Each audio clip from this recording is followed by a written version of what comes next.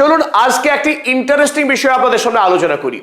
Iran এই মুহূর্তে যুদ্ধ বিজয়ের পথে।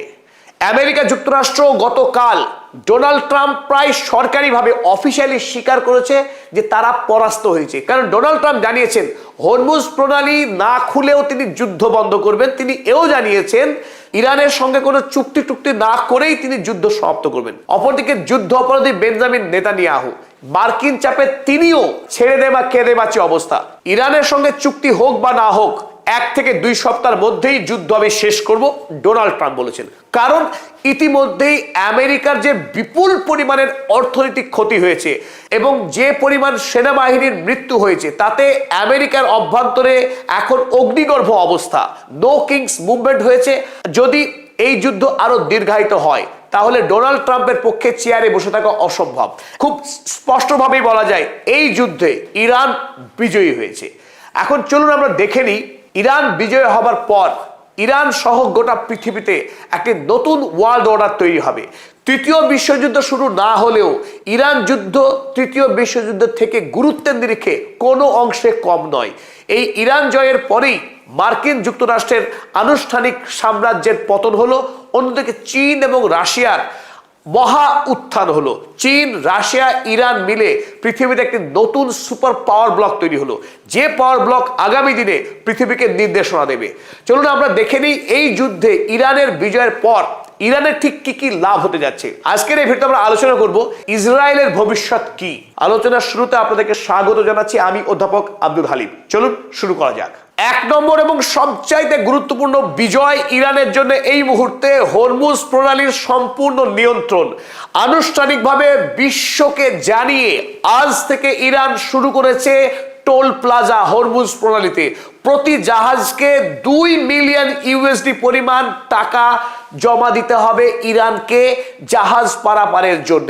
অর্থাৎ স্ট্রেট অফ হরমুজ এই মুহূর্তে বিশ্বের কাছে আনুষ্ঠানিকভাবে ইরানের জলসীমা, ইরানের রাষ্ট্রীয় ভূখণ্ড হিসেবে সার্বজনীন স্বীকৃতি পেয়ে গেল।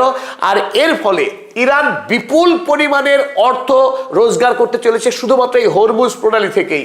চলুন দেখে নিই ইরান কত পরিমাণ টাকা রোজগার করতে চলেছে শুধু এই হরমুজ প্রণালী থেকেই। প্রতিদিনে গড়পড়তা 150 জাহাজ এই হরমুজ প্রণালী অতিক্রম করে। এই মুহূর্তে 2000 জাহাজ আটকা পড়ে রয়েছে এই 32 দিনের যুদ্ধের ফলে।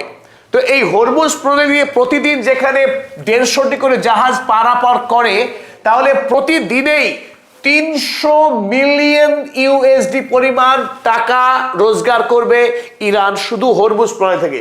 তাহলে প্রতি মাসে এই হরমুজ প্রণালী থেকে ইরানের রোজগার হবে 9 বিলিয়ন ইউএসডি। আর বাৎসরিক হিসাবে যদি যায় সেটা গিয়ে দাঁড়াবে 108 বিলিয়ন প্রতি বছরে। 108 বিলিয়ন টাকার পরিমাণ এত ব্যাপক, আমরা খুব সহজেই বুঝতে পারবো যদি একটা তুলনা করি। এই মুহূর্তে সৌদি আরবে প্রতি বছর যে বিপুল পরিমাণ হজ যাত্রী মক্কা মদিনায় হজের উদ্দেশ্যে যায়, সেই হজ থেকে সৌদি আরব প্রতি বছরে রোজগার করে $15 বিলিয়ন। হজ এবং উমরা ধরে সারা বছর ধরে যে লক্ষ লক্ষ ধর্মপ্রাণ মুসলমান সৌদি আরবে যায়, তাদের থাকা, খাওয়া, ভ্রমণ এবং কেনাকাটা থেকে সৌদি আরব মোটামুটি $15 বিলিয়ন বাৎসরিক রোজগার করে। সেখানে ইরান হরমুজ প্রণালী থেকেই তার 7 গুণ অতিরিক্ত রোজগার করতে চলেছে এই হরমুজ প্রণালী থেকেই। সুতরাং ইরানের এই যুদ্ধের বিজয় ইরানের আগামী দিনের জন্য অত্যন্ত গুরুত্বপূর্ণ। তাই সৌদি আরব এই মুহূর্তে মধ্যপ্রাচ্যের মধ্যে সবচাইতে অর্থনৈতিকভাবে শক্তিশালী রাষ্ট্রের তকমা পেয়েছে। ইরান সৌদি আরবকে অতিক্রম করতে খুব বেশি সময় লাগবে না। আগামীতে 7 থেকে 8 বছরের মধ্যেই সৌদি আরবের যে অর্থনৈতিক শক্তি, সেই শক্তিকে ছাপিয়ে যাবে কিংবা ছুঁয়ে ফেলবে খুব অল্প সময়ের মধ্যেই। একথা খুব জোর দিয়ে হলফ করে বলা যায়। দ্বিতীয় গুরুত্বপূর্ণ বিজয় ইরানের জন্য তথা পৃথিবীর জন্য হবে আমেরিকার পেট্রো ডলারের পতন।